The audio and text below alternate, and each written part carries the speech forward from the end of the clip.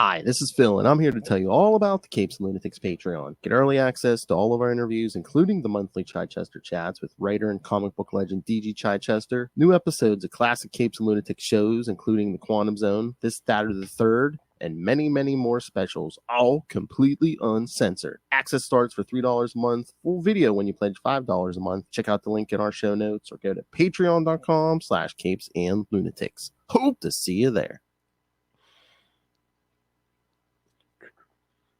This is Jam DeMatteis, and you are listening to the Capes and Lunatics podcast. I'm here for... That's right, let me whip it out. All right, kids, welcome back to another episode of The Ultimate Spider Cast. This week, we're all here for Peter. I am Phil. Joining me, as always, that mutant menace herself. It is. Hey, slow hellfire. Flip, mother. Whoa. All right, kids. Yes, this time we're going to continue Defenduary with the coverage of Marvel Team Up 90 and 124 featuring Hank McCoy, a.k.a. The Beast. And there's only one new issue I want to talk this week, kids. The Ultimate Spider-Man #1. So stay tuned for that.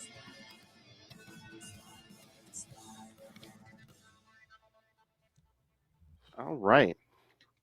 So, should we jump into the old ones alone?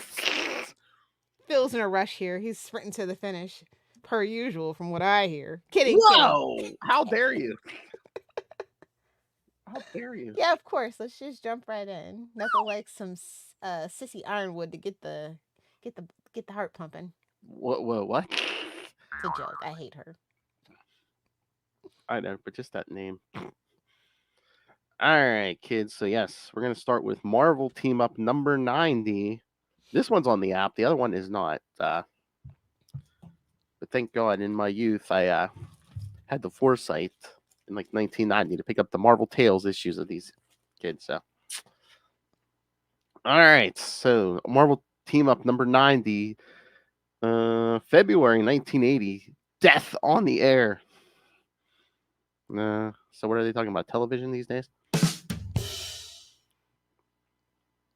Oh my God! The new cover they put on the Marvel Tales issue. They literally look cable TV equals death.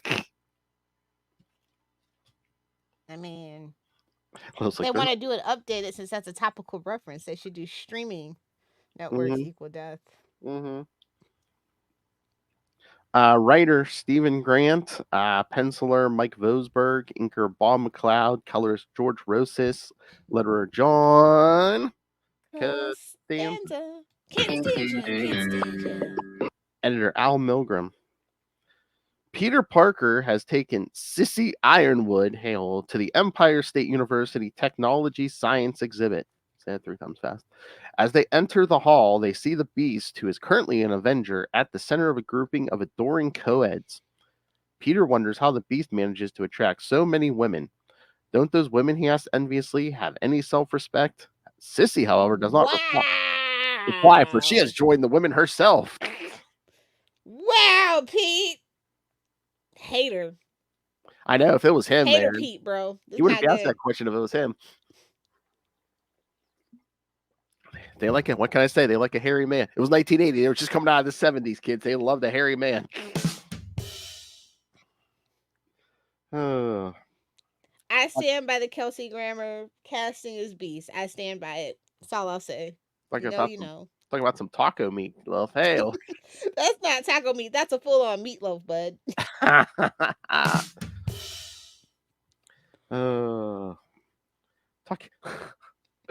A whole meatloaf, you say? Lovely. Talking about meat, so natural for Lilith. It's what I do. She has a particular set of skills. Exactly. As Peter resigns himself to viewing the exhibits alone, what is this, Amazing Fantasy 15? 2 sinister figures look down into the hall from the mezzanine. Killer Shrike. In a trench coat. Oh no, wait, it's not that time yet. Killer Shrike tells the bizarre Modular Man that Oh it had been less God. risky to come after the show closed, but the Modular Man replies that You don't belong here. Go back to Rampaging Hulk. Get out of here. he must get the device he needs as soon as possible. You know you're pretty Z-list when Killer Shrike is the big name in your team. Killer Shrike. Yeah. Yeah. Otherwise, he could remain trapped in his strange body forever, and Shrike would lose any chance of being cured of his amnesia. You got Just go talk to freaking Norman, please. I was gonna say, he got a case of the Osborns. Okay. Yeah. Oh my god, that's what we should do when they just come out do a fake commercial to play at the beginning of every Ultimate Spider cast. Do you suffer from amnesia and do like one of those drug commercials? You can be owed some compensation. Mesothelioma. Did you work at Oscorp between 1963 and 1983? You may be owing compensation. The Did modular. you buy Rampaging Hulk? I think Doug Mitch needs to pay us back our money. Mitch! What the F? Had to get my little mention there, you know. Exactly. The Modular Man recalls how his experiments into molecular dissolution backfired, causing his molecules to drift apart so that he had to build a specific and especially ionized metal skeleton to keep his body together. Molecular Man laughs at you, stupid. Even the Kardashians, brother. He thought that the group called the Conspiracy might cure him. Yeah. Enough said. Yeah. So, yes, nothing screams trustworthy like the name Conspiracy. But they only provided him with his name and introduced him to Shrike before they were destroyed. Then the Modular Man discovered that he could cure himself with a microwave-driven cellular condenser. Red herring. MacGuffin. Once he is cured, he declares. Maltese Falcon. Once he is cured, he declares he will help Shrike find out his past before he was hired by the Conspiracy. Don't worry, kids, it's not that good of an origin. When the Modular Man sees the case containing the condenser, Peter Parker happens to be standing in front of it. Peter feels his spider sense tingle and heads for a convenient place to change into his Spider-Man costume. Well, doesn't he usually get the Peter tingles when he's looking at science stuff anyway? Yeah. It's ting ting tingle ting. He's a science bro with a nerd boner for sure. Yes. It's ting ting tingle ting.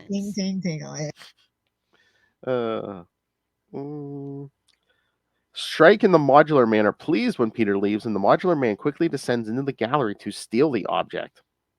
Unfortunately, an alarm collected to the showcase starts the ring when the Modular Man shatters the glass. Spider-Man attacks, but Killer Shrike slams into him from behind. Don't you hate that look?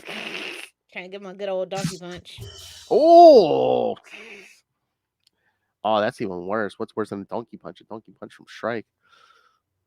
Or at least an attempt to it. Try to donkey punch me now, bitch. Luring him into an adjacent room over the beast's head. The beast quickly sheds his street clothes, leaping away from his flock of admirers, and asks Spider-Man what is going on. Spider-Man points out the two criminals making their way through the crowd. Then the Modular Man sheds his overcoat, revealing his skeleton-like body. The beast attacks him, and Spider-Man tackles Shrike. The battle is brief but intense, and the beast is left unconscious after a jolt from Shrike's electro claws. Oh, that fur. Oh my. The Modular Man explains that he cannot feel pain and that his body has several detachable modules, including a poison gas gun. Spider-Man tries to... I gotta put that on the list for the sex bot. Oh. Sex bot, destroy them. Spider-Man tries to avoid breathing the gas, but Shrike uses his electro claws simultaneously to hit Spider-Man with a powerful electrical blast. So the gas man donkey punched him. The deadly duo. Try to donkey punch me now, bitch. Spider-Man falls to the floor unconscious, and when the beast attempts to rise, the Modular Man knocks him out again with a double-fisted punch to the back of the head. Oh, what is this, Star Trek? I know. Try to donkey punch me now, bitch. Then, the condenser in hand, the two thieves escape. The onlookers help Spider-Man and the Beast up, and a physician is summoned. Fortunately, the Beast's special metabolism quickly heals his concussion, while Spider-Man has suffered only minor damage. The Doctor notes that the thieves stole only the cellular condenser. He cannot understand why anyone would want it because it will not work without a massive flux of microwaves to power it. Ooh, microwaves. That's a lot of microwaves, kids. That's a really It's big. better than gamma radiation, I'll That's tell a you it's a really big burrito, kids. Nevertheless, it is his only prototype, he says, and he would like it returned. Spider-Man and the Beast agree to try to retrieve it, but then Spider-Man remembers that he was at the exhibition on a date. He asks the Beast to track to keep He's criminals like, down alone. oh yeah, some dumb blonde. Oh yeah, might still have a chance, saying he will join him later. The Beast wagers $10 that he won't, and Spider-Man takes the bet as he departs. Because unknown to the Beast, Spider-Man put a spider tracer on him and chuckles to himself as he changes it into his street clothes. A few minutes later, I don't know about this Pete, man. I don't know. Why? He just seems so sour, so bitter. Really? He's like, hey, I'm about to win a $10 bet and I may still get laid. Come on. Yeah, cocky Pete don't compute. I know. A few minutes later, Peter rejoins Sissy and walks her home. She says that seeing Let's not try to get mugged by a werewolf again. How about that? Oh, yeah. Let's avoid Central Park. If you know, you know. If you know how he met her. What was that? Marvel? Wasn't that Marvel Team Up 80 or something? Where she shows up? Yeah, it might have been. She says that seeing the Beast was the most fun she's had in ages. Then she invites Peter to watch television with her tomorrow night. Oh, they're gonna cable TV. Netflix and chill. They're gonna cable TV and chill, kids. She should be studying for a math exam, she says, but the cable is adding new channels, including some transmitted from foreign countries by satellite. Uh-oh. Knowing that he will be on his mission, Peter says he may not be able to make it, so Sissy neglects to kiss him goodbye and closes the door behind her. Good for you. Have some self-respect. That's what Peter said, and guess what? She found some.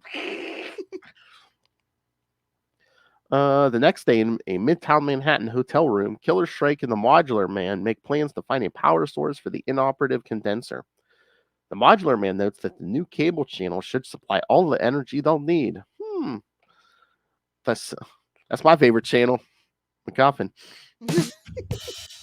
I mean, we did watch the CW for like a whole decade and a half. So. Oh, true. Now, 7 minutes before the channels go on the air, they are hovering in a helicopter above the Empire State Building's television antenna. All the satellite transmissions to and from the cable network have to go through that antenna, says the Modular Man. Using a microwave dish, Shrike will collect the power from the incoming and outgoing transmissions and beam it to the Modular Man.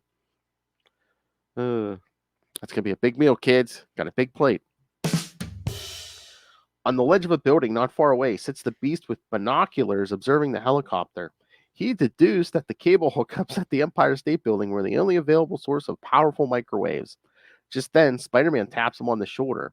Glum at losing $10, the Beast hands the binoculars to Spider-Man. As they watch, they see Shrike swoop toward the antenna and position the dish. When the button is pressed inside the studio to turn on the new channels, the air around the antenna is ionized by the redirected microwaves. Spider-Man clambers rapidly up the side of the building, but by the time he can attack Shrike, the dish has done its job. The Modular Man has begun to draw power directly into himself, says Shrike, and there's nothing Spider-Man can do about it. As the Beast joins Spider-Man, Killer Shrike connects with a powerful punch that knocks Spider-Man off the building.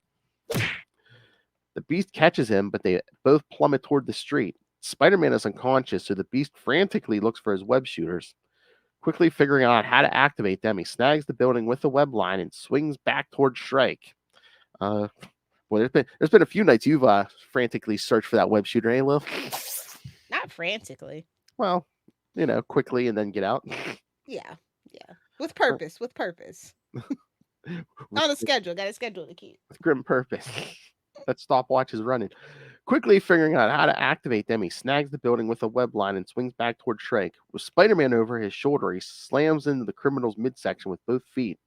Spider-Man revives, but then a loud explosion from the helicopter draws their attention upward. Spider-Man and the Beast are startled to see the Modular Man, grown to gigantic size, dropping down from the helicopter. Shrike is bewildered, but the Modular Man declares that it was his plan all along to become a being of pure energy. Using the modified molecular condenser and concentrated microwaves, he continues, he will soon free himself from all bodily limitations and enjoy power beyond that known to any man. Killer Shrike, panicked, asks, "What about me?" In answer, the giant Modular Man contemptuously swats him off the building. As he should. As he should. Once again, like Lilith after she gets what she wants. Say, well, we're done here. Bye. Fortunately, Spider-Man snags the unconscious criminal and hauls him to safety.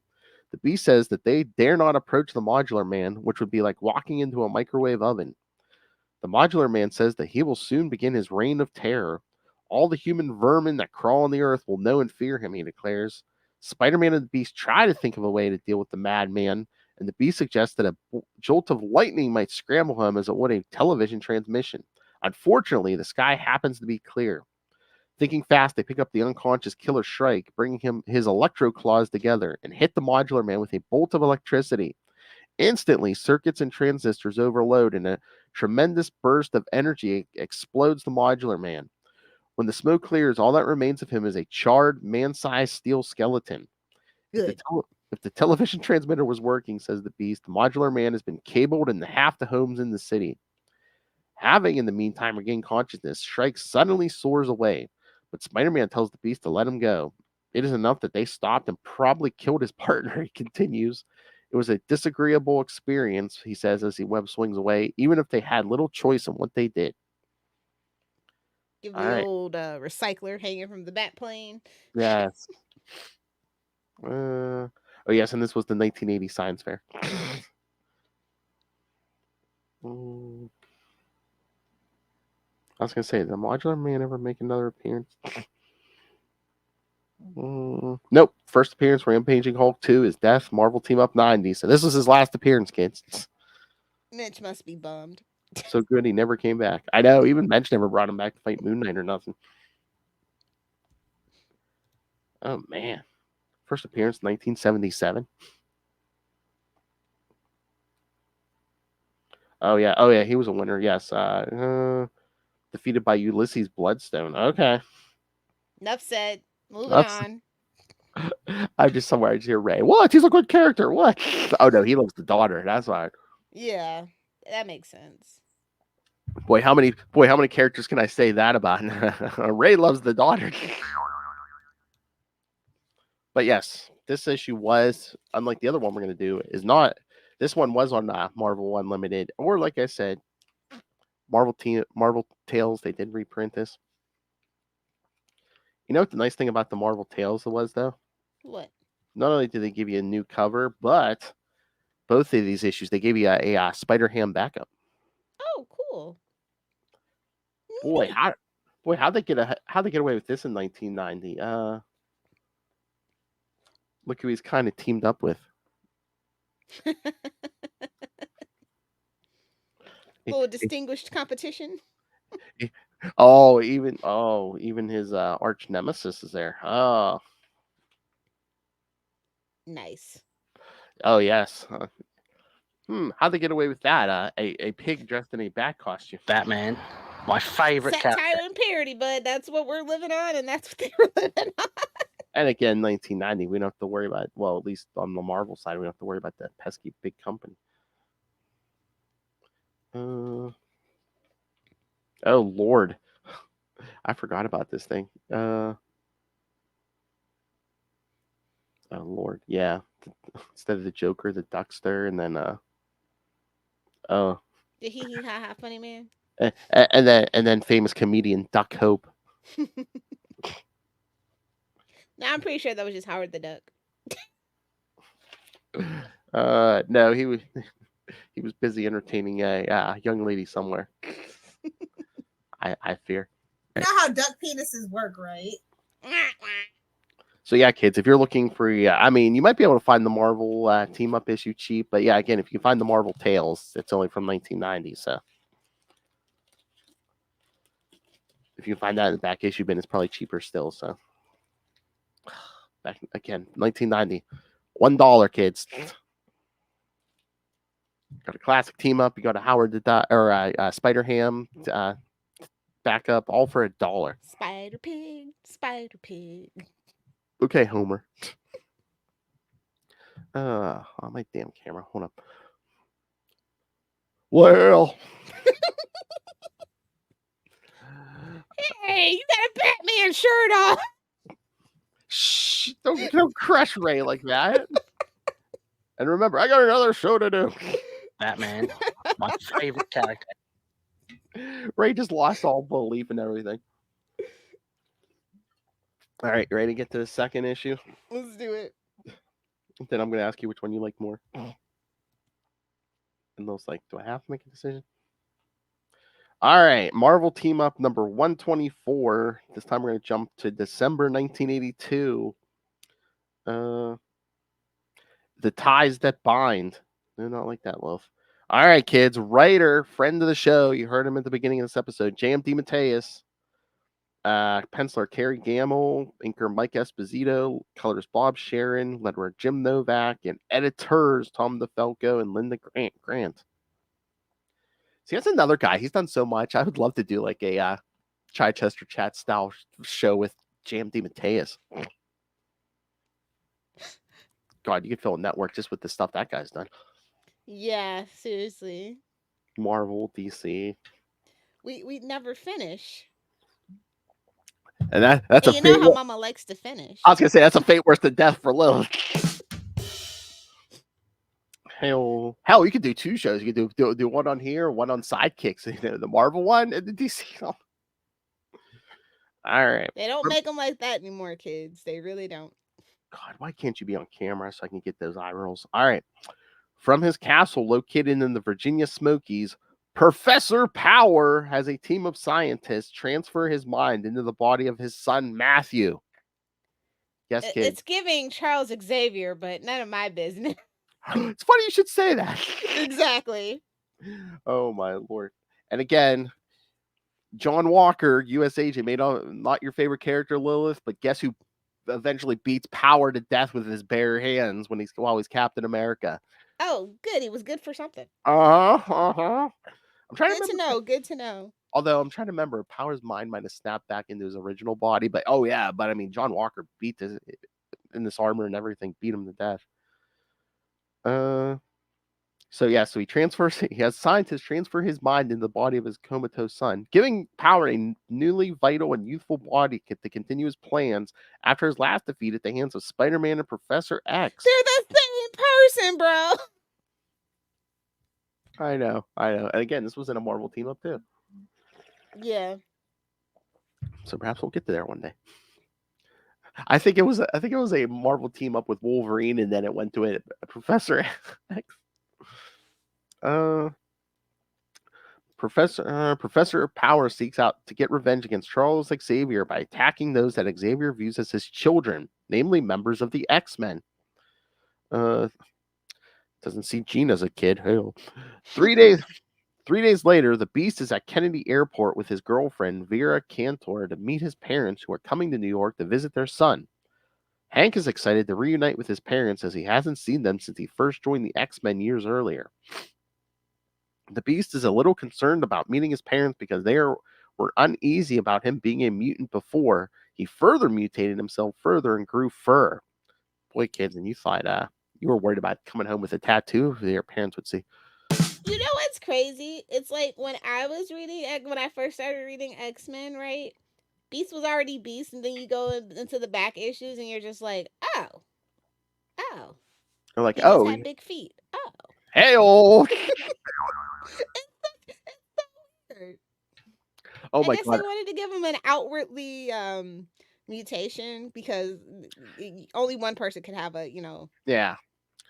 And again, in October, Justin and I are going to get into that when he first grows fur. But no, there's a weird point. Was that the 70s where it seems like they just took a bunch of their characters and just mutated them? Like, Hank McCoy.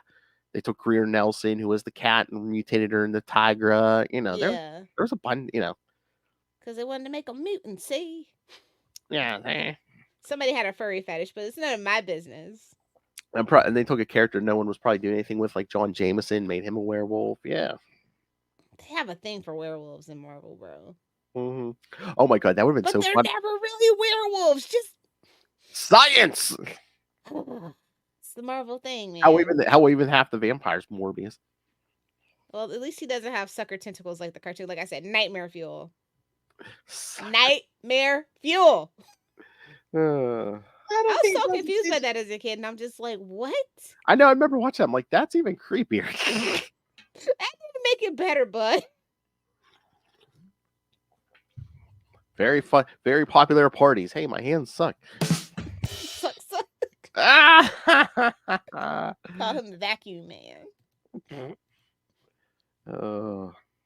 Suck. Those aren't the kind of tentacles I like. I'll just put it that way. Oh my! But you said Beast had big feet. I was gonna say, can you imagine that scene in that first issue if the girls were like, "I don't care about your fur. You got them big feet." All right. While his father Norton is happy to see his son in his we got a Norton in the house. It's not gonna end good. That's right, and is proud that Henry was a member of the Avengers. However, his mother Edna is taken aback by what her son appears to be. It's like, you don't watch the news, you don't, bro. I know. Meanwhile, in Forest Hills, Peter Parker and his classmates help his Aunt May move back into her home, which he is turning into a rooming house for the elderly. Here we go. They also meet May's tenants, the scholarly Arthur Chekhov.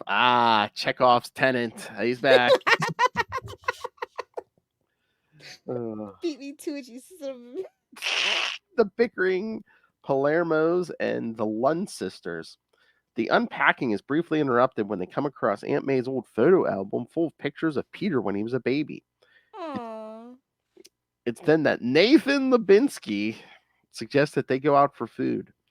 Arthur suggests that they go to an Indian restaurant near Rockefeller Center, the Flavors of Bombay. As it turns out, this is where, by coincidence, this is where the Beast, his parents, and Vera have gone. Because he comes from money, see. Yeah, sorry. It's here that Edna McCoy's disdain for her. That's what Xavier's renting, a tax shelter. I mean, hello? Them kids ain't learning nothing. Those are child soldiers. Pretty much. Nobody's qualified to teach any curriculum whatsoever.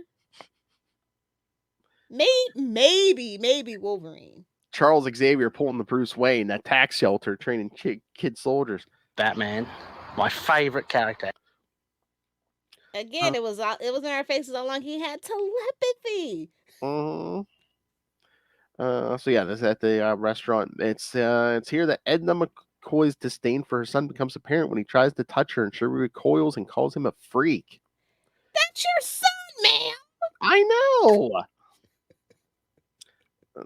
I mean, that's so weird. I mean, if nothing else, I could see her, acting like he was disabled or something. But it's like just out and out, a freak. It's like, why'd you even show up? Why? Because. Oh, I know why, but I'm just saying. Like, the husband's like, come on. It's so heartbreaking for Beast, Exactly. Get enough of this everywhere else. Come on. When Hank asks his father what the problem is, Norton explains that his wife has had a hard time adjusting to all the changes Hank has undergone since he left home to attend Xavier's School for Gifted Youngsters. While the Beast can understand, he wants to talk to her anyway. Outside, the Beast searches for his mother, lost in thought about how much stress his being a mutant must have been on his family. He is then attacked by Professor Power, who is seeking to get revenge against Professor X by killing his children, members of the X-Men. Powers has selected the Beast as he is one of the original X-Men and one of the most visible members. The pair battle it out in the streets, but the Beast, he's like, no one's going to care if I get off Cyclops. Hello? And everyone thinks Jean's dead at this point. But the Beast is no match for Professor Power's superior strength and built into his armor.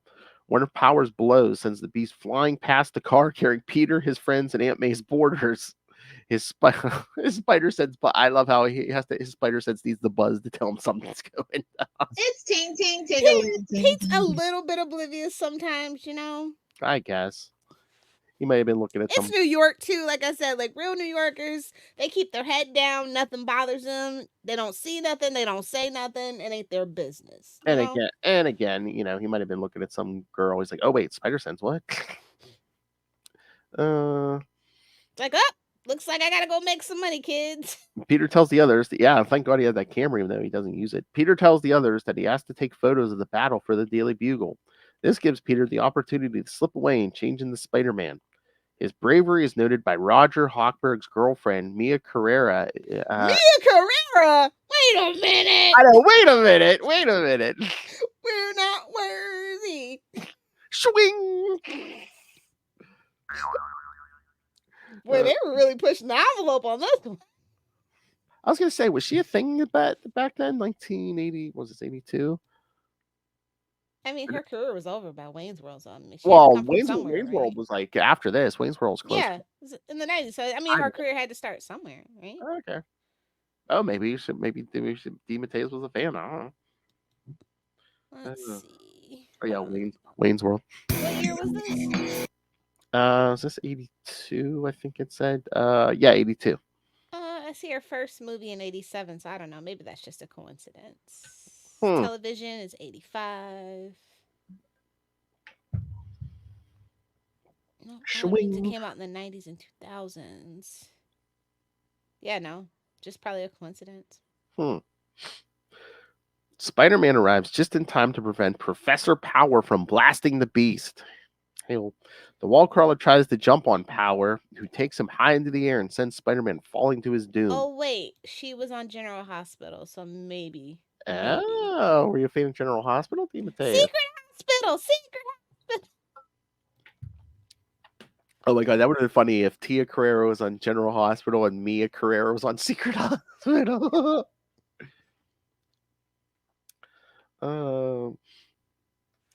This is prevented thanks to the quick thinking. Oh, the Beast once again leaps up and catches Spider-Man. That's just like a theme. It's like fancy meeting you here. As the battle rages on, a crowd begins to gather to watch. Meanwhile, not far away, Edna McCoy is in her hotel room looking at old photos of her son. Her attention is taken to the window while she witnesses the battle. On the street, the Beast is injured, prompting a little boy to come and help. When Professor Power launches his next attack, the Beast tosses the boy into the safety of Spider-Man's arms. This leaves him open to being blasted from behind by Power. Oh, yeah, really donkey punching. Lots of donkey punches. It's very interesting. Try to donkey punch me now, bitch.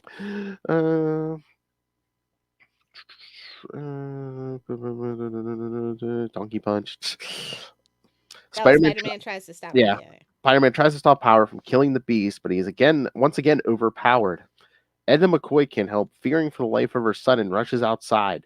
Power has picked up a piece of construction equipment, and Edna runs to her son's side and pleads to Professor Power to spare her child. This appeal begins to reach Professor Power, who had recently lost his own son. Well, he was in a coma, but you kind of pushed him over the edge. This gives Spider-Man the chance to recover in time to snare Power in a web line and pull him to the ground, crashing him under the machine he was going to drop on the Beast. This doesn't face... Interesting outcome we have in these two issues. Reverse that donkey punch. This doesn't phase Power, has been touched by what Edna McCoy said about her son and decides to spare him. However, he warns Spider-Man that he will be back to get revenge again. But as for you, orphan, I'll be back. However, he warns Spider-Man that he will be back to get revenge against him and Charles Xavier, and then flies away. I'm wearing a mask. You can't find me. You know where to find Xavier. And then flies away. With the battle over, Edna and her husband check on their son, having come to terms with the changes he has undergone. Aww. It takes losing someone to really know what you got. Aww. Yes, we saw Professor Power and Marvel team up 117, 118. We're going to have to cover that someday. Do you even have to ask me which one I like better? Clearly, I like this one better. I figured. And yes, Hank grew for an Amazing Adventures number 11, which, like I said, Justin and I will cover in October. Join the Avengers in Avengers 151 officially, and later joined the Defenders in Defenders 102. And remember, kids, more Defenders coverage on Marvel. Why would you ever want to become a Defender. Why? It's bad enough they have Avengers, but Defenders? I mean, by the end, Beast was just hanging out with his buddies. Angel and Stan were there. It's basically the precursor to Mercs with money at that point. It was basically pre X Factor without Cyclops. Well, everything's better without Cyclops. Hey, well, maybe that. Any of those summer boys. Maybe they agreed with you there. I'm telling you, anybody. No offense, Phil. No offense. Anybody that says Cyclops is their favorite X-Men, that is a red flag. I never said. You might as well say Hulk can beat Superman because you have lost me and I don't respect you. When your favorite X-Man looks like a can of WD-40, you have problems, kids.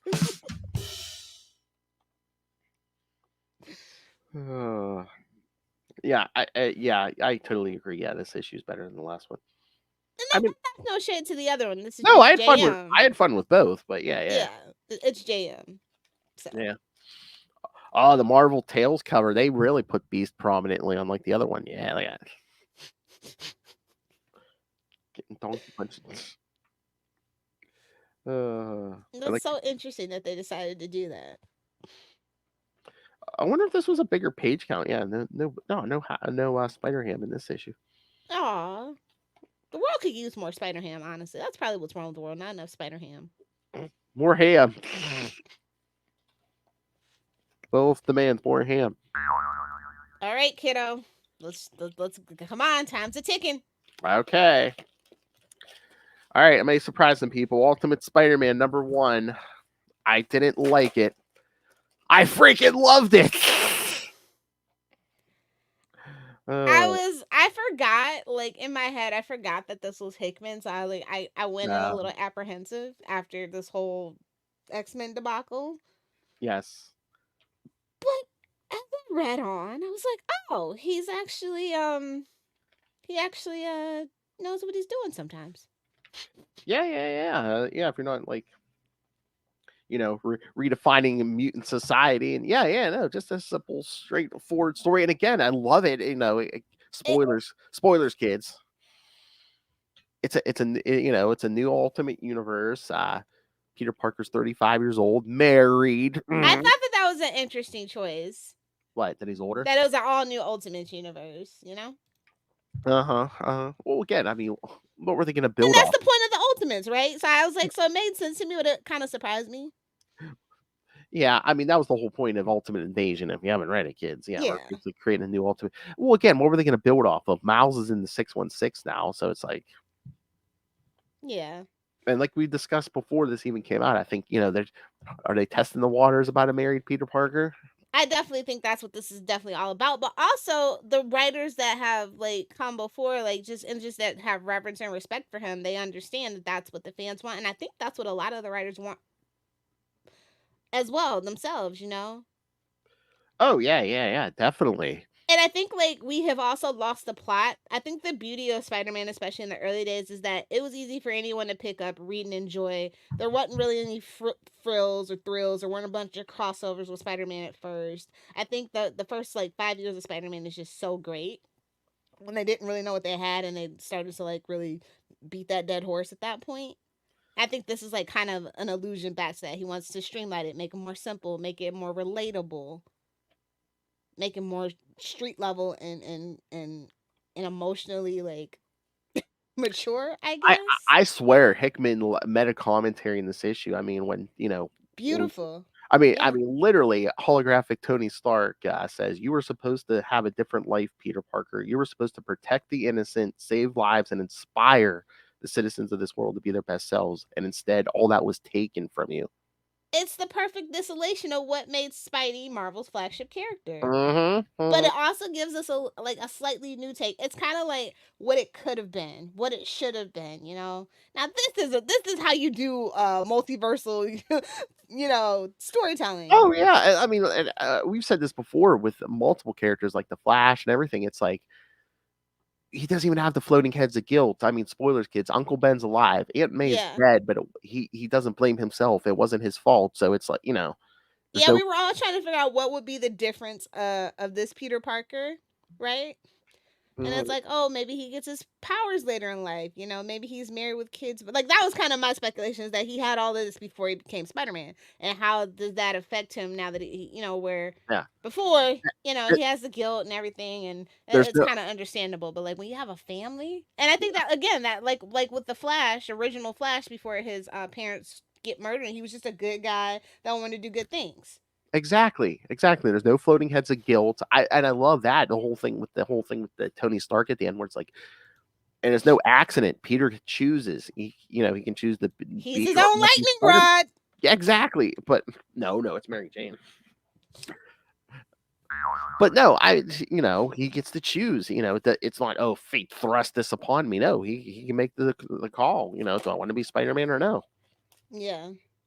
And I think people don't understand like how special that is in modern comic book telling. Everybody has a floating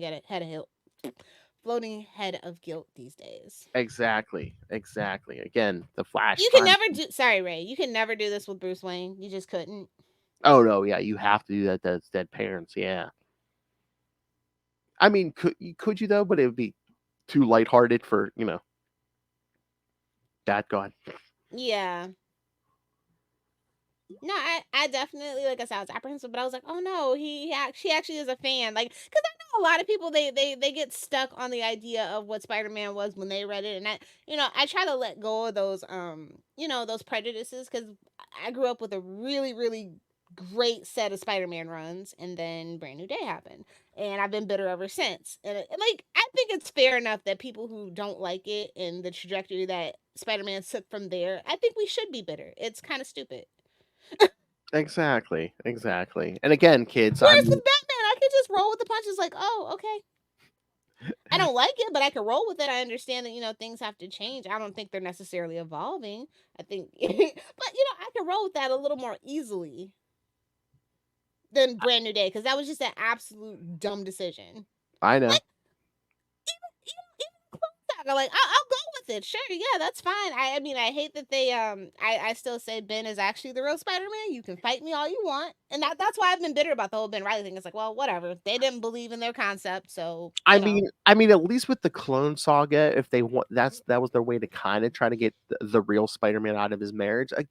But again, it was like you could have had single Spider-Man, and you didn't have to break up really Mary Jane. But yeah. They really blew it. Well, they gave in the peer pressure because everyone screamed that they hated that, because he had, the Spider-Man everyone had been reading since Amazing 150 was a clone, all these kids. I think that would have been such a brave choice, honestly, more brave than Brand New Day. That's all I'm saying. Heck yeah, and then but everyone. It gives you a chance to reconceptualize and really think. And you would have had a Spider-Man who had taken a 5-year break, and had lived a life. Yeah, exactly. And then, a fresh, half these villains. But Hickman, this is the one thing I would say. Hickman is not afraid of doing something divisive. Mm-hmm. Like, he is not afraid of that. So I think that's what I really appreciate the most. Well, I just think he. But the Uncle Ben thing, I was just like, I see what you did. You listened to the podcast. You get it. That could have went the wrong way, but I like it, and I hope they get more into like how him and Jonah's friendship, because those two are friends and like business partners. Yeah, it's literally Bizarro World when you're reading. You're like, what? I know it's an Ultimate universe, but damn, this is like the final timeline. It's like the furthest timeline on the spectrum. Okay. And again, we're talking spaghetti. This is like a clown made of gumballs type universe, And again, it's a different, it's different than any other Ultimate Spider-Man we've gotten, because you know who wrote the last one, so there's not just talking heads for 20 panels. Yeah. But I do like that in joke, they flash the bugle and you see Jameson yelling Parker, and then Peter's like, oh wait, and he's like, oh hey Pete, and then he runs off because he was yelling for Ben. I know. I was like, that's so cute. Like, this is basically, essentially, I think this is the pitch for the reboot for Spider-Man, personally. Oh, I feel like that's what Hickman's trying to say. Like, hey, I know Wells isn't doing so good. Wells isn't doing well. So, how about we give this a spin? you hear all the fans been clamoring for this for like what, a decade and a half at this point. Oh yeah. So let's just give it a spin, see if the kids are gonna actually put their money where their mouth is. And from what I heard from my comic book guy, this was just sold out instantly. Like all the people he hadn't seen it since the pandemic. They kind of stopped reading comics, came back in, just started their pull list again for this book. So. Oh yeah, I know that. I can see this. I don't know if they've. I really feel like this will get a second printing, if not a third. So. Peter Parker, not Spider-Man. Peter Parker was trending for a few days. Yes. Yes. And when did we think that? Like, when has somebody actually cared about Peter Parker outside of Spider-Man? Exactly. It's been at least 5 years. Well, again, that's the other detriment to them getting rid of that marriage. Is like, oh, we don't have to focus on Peter so much. We don't have to focus on anything. We don't focus on the side characters. We don't focus on the world building. I mean, we barely get because like I said, villains. Yeah, because like I said, you know, they don't do much with the supporting cast anymore. So no Mary Jane, no supporting cast. It's like, yeah, what are we spending 28 pages on? Honestly, sometimes I end the book and I'm just like, what? All that for that? What? I mean, if you're talking about Wells, you know what we're spending 28 pages on crap like Rec Rap.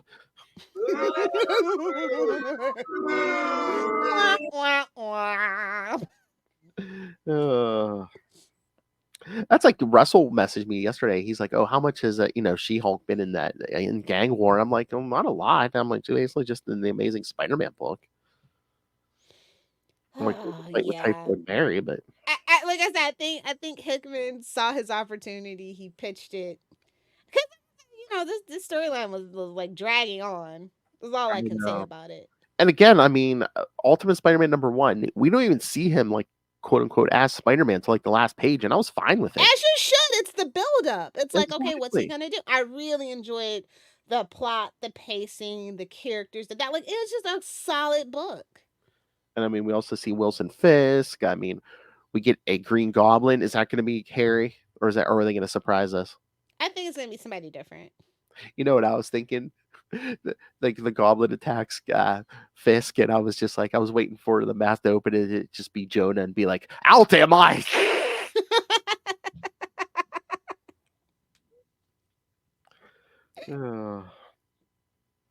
But no, it's gonna be super interesting. I like they're kind of hinting at the where their lives have diverged and how that makes a difference and stuff. So I'm just like, okay, yes, it's a real exploration and not a gimmick. Do you understand what I'm saying? It doesn't feel like a cash grab. This feels like something that the story he really wanted to tell, and it's important to him. Yeah, you could tell. Yeah, he poured a lot into this. Yeah, and again, this is written from a fan's perspective. Everything that we want, and I think sometimes a lot of writers, they get that chance with Spider-Man, and instead of taking it from a fan's point of view, they just want to put their actual, giving it the old Bendis, put their actual stamp on the character. Everything else be damned. Looking at you, Zeb.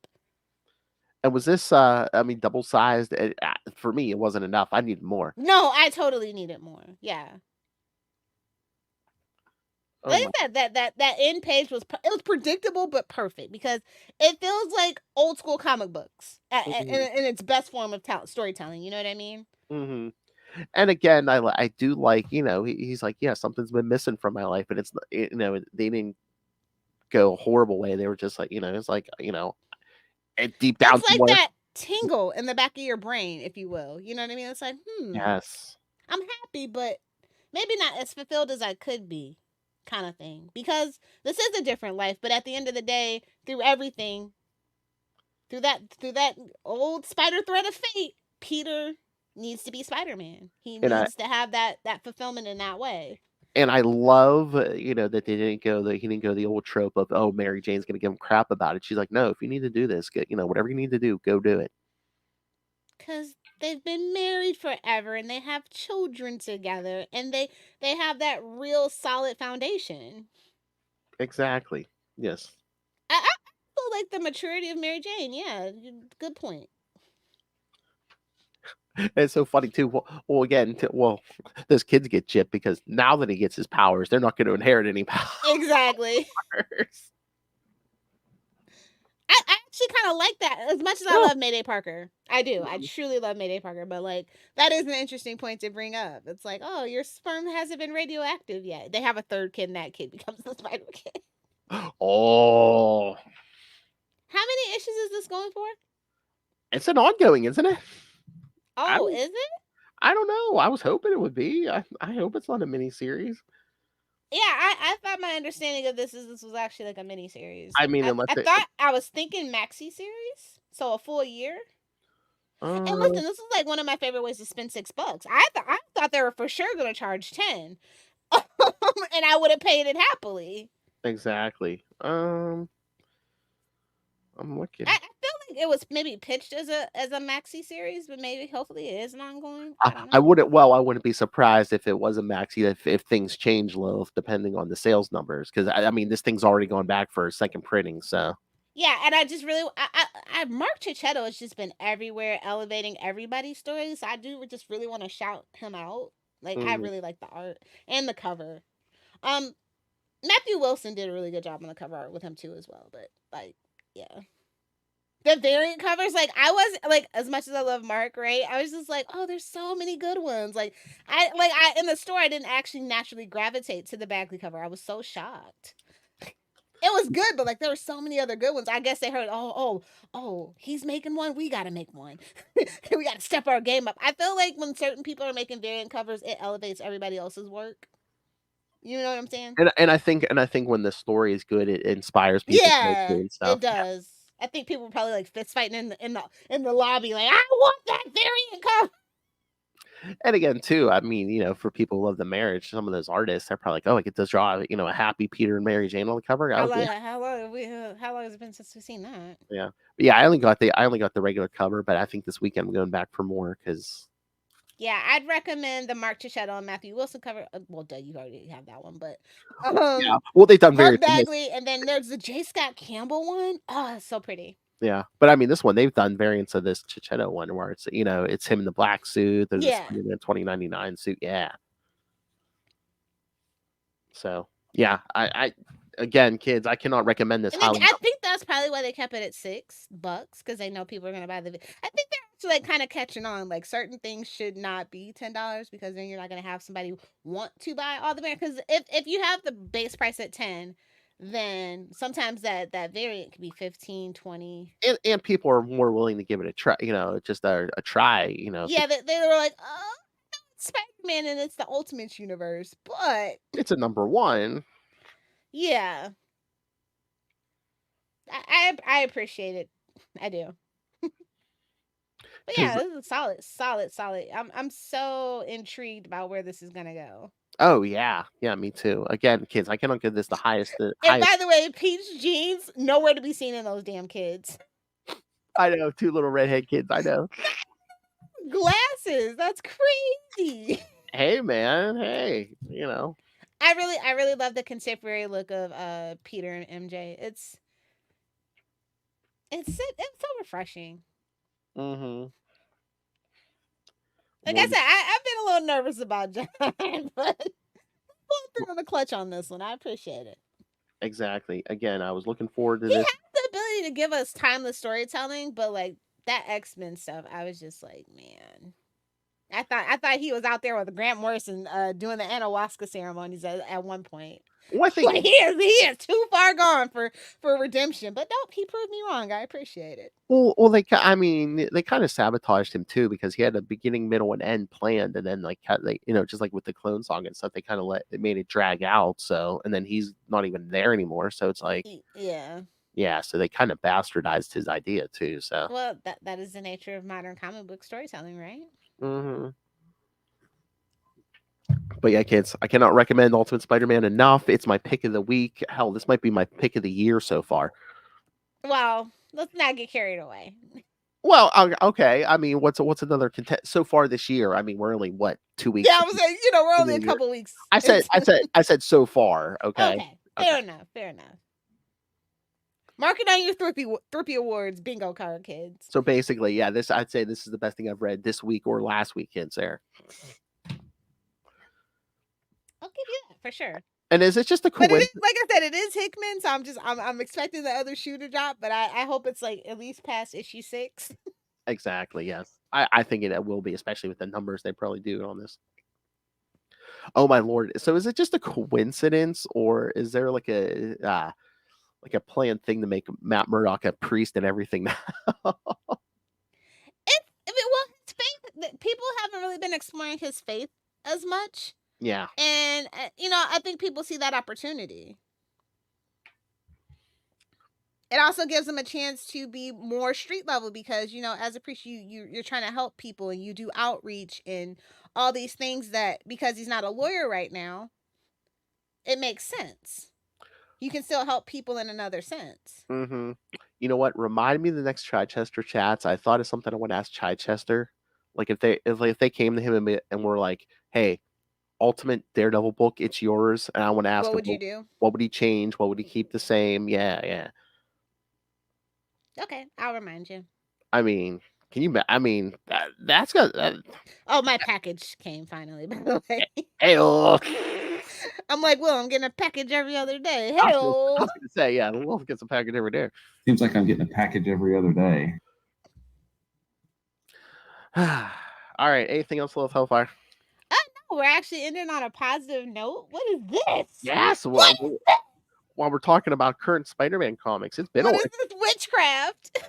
I was gonna say in 260 episodes, have we done that ever? No, we have. It's been books we really like. For instance, that Mary Jane book, Black Cat book. Yes. Oh yes, kids. Some positive things in the Spider-Man universe. Also, kids, stay tuned for Capes and Lunatics episode 320, where I talked to Celeste Bronfman about Jackpot #1. So excited. Got a lot of Spider-Man stuff. Yes. If I don't see a Jackpot cosplay this year and during Halloween, I'm gonna be upset. And I think I don't know if that's going to spin it off, but I think I saw something. I don't know if in March if it's going to be a miniseries or something. I think she might be right in that one too. I think they're going to do, of course, Jackpot and Black Cat. So yeah, that's going to be so cool. Yeah, we love that. I feel like they did get shortchanged in that Black Cat and Mary Jane because they kind of made it all about Peter. That just definitely didn't pass the freaking Bechdel test at all. So maybe this one will. Exactly. All right. Here's your homework, kids. 1, go pick up Ultimate Spider-Man #1, as many copies as you can afford. Good luck finding it. Like I said, 3 of my places were sold out. So if you can find it, or hell, tell them to order. I mean, tell them to order it, kids, because again, a second printing is coming. All right, but next time we're going to cover our last week of Defenduary, Lilith, with Spectacular Spider-Man 17 and 18 with the Angel and Iceman. Nice. And then, of course, in 2 weeks, the Bad Babysitters Club is back, kids. For the first one of the year, kids. Scarlet Spider 13 through 15. All right. You chugging along. But and you know what's going to happen, kids. Dave's going to log on and he's going to tell you all about his new love for Sydney Sweeney. So, I mean, to be fair, oh my God, me and my friends are just having this conversation. We were like, Sydney Sweeney is just this generation's Amanda Siegfried, and Amanda Siegfried was this generation, that generation, so on and so forth. And so we got to I think it was Christina Applegate or something like that. We were that's kind of one of those games we play. You're like, who so-and-so reminds me of? Yeah. What, always the blonde? Well, I tried to play that game of not Margot Robbie. She's like, no, this is all Margot Robbie. It's gotta be. Who's running to Hollywood? Jerry Conway. Ooh, too bad she is in the. Also, apparently, I don't know why I forgot this, but you know what they call the Spider-Man, the Sony universe, right? They call it the SSU, Sony Spider-Man universe. I guess. No, I didn't know that. Yeah, somebody told me that. I was just like, because I was like, what do they even call that crap? Somebody told me. I'm like, are you a fan? No, I just know that. That. I'm not a fan. Don't judge me. Don't judge me for knowing that. You mean the SSU? I thought that was really funny. The Sony Spider-Man less universe. Well, it started with the Spider-Man though, and I think they still kind of, and with that tangential connection to No Way Home and Andrew Garfield, I think they still, and they're also doing, So it did start with Spider-Man. To be fair for them. Okay, I'll buy that. All right, kids. So yes, send us your thoughts what we covered this time, on the upcoming stuff. Hell, please send me your thoughts on Ultimate Spider-Man #1. You may get a prize. Email us, CapesandLunatics@gmail.com. Or call the voicemail, 614. Wait. Dear Funko, I got to put this into the universe. I need the Parker family Funko set. Like in like one of those mini moments. Them sitting at the kitchen table. I need that. Yes. Hell, I need a Daily Bugle playset. Come on. Oh my. Lego. Dear Lego. I mean, they have a Daily Bugle, but maybe this version. Yeah, this version. Yeah, there's one out there. It's expensive though, I think. Well, it's Lego, babes. Well, yeah. It's not for kids anymore. Adults have ruined it for the children. I think they do Duplo now. Is like the kids' Legos, basically, right? Yeah, I mean, there's been Duplo for a while, but I mean, yeah, for the little kids, yeah, there's Duplo, yeah. All right, so yes, 614-382-2737. That's 614-38-CAPES. Capes. And remember, you can find all things Capes Lunatics, episodes, social media, merchandise. Again, t-shirts, phone cases, cups, and of course, the Patreon, because you thought the donkey punching was brutal in this episode. That's nothing compared to our Patreon. Again, just the go watch Salty and Petty's number 50, and that'll give you a small taste of what we do on the Patreon. That episode is wild, and that's nothing compared to the Patreon. And we'll tell you, oh yes, go download and listen to Salty and Petty episode 50, because yes, we'll also tell you what we're going to do in February on the Patreon, which I promised you, and we have been delivering. It is more vicious and brutal than ever. You'll walk away from that saying, shaking your head and going, "Oh, that's naughty." Shaking your head is the best case scenario. You'll shake your head and say that's naughty, but you also say, "I love it." Especially our fans. All right. Double biscuits for me. All right. The Lilith Hellfire. Can anyone find you anywhere or no? Outside, touching grass and getting fresh air, listening to podcasts. I suggest you do the same. And yes, and if you need to get a hold of her, yes, you can get a hold of her through Capes and Lunatics. So, there's nothing to get wet about anyway. Untrue. Talking about Lauren Bulbert. Get out of here. Whoa. Oh, and to get in the powers that be the Marvel, thank you for not doing a Frank Miller variant cover on Ultimate Spider-Man. I think someone does. Thank you. Well, he would have had to step his game up. It couldn't have been a joke cover. Oh yeah, it couldn't have been one of those Wolverine covers. No. Your mother's a whore. All right, kids. Put it here. On the Capes and Lunatics. All right. Thank you for joining us. Again, next time on Spectacular Spider-Man 17 and 18. Angel and Iceman. And unfortunately, we won't have an Ultimate Spider-Man #2 yet, so countdown begins. And in 2 weeks, the Bad Babysitters, the Sydney Sweeney Fan Club will convene next week in 2 weeks. But until then, swing on back. Flip.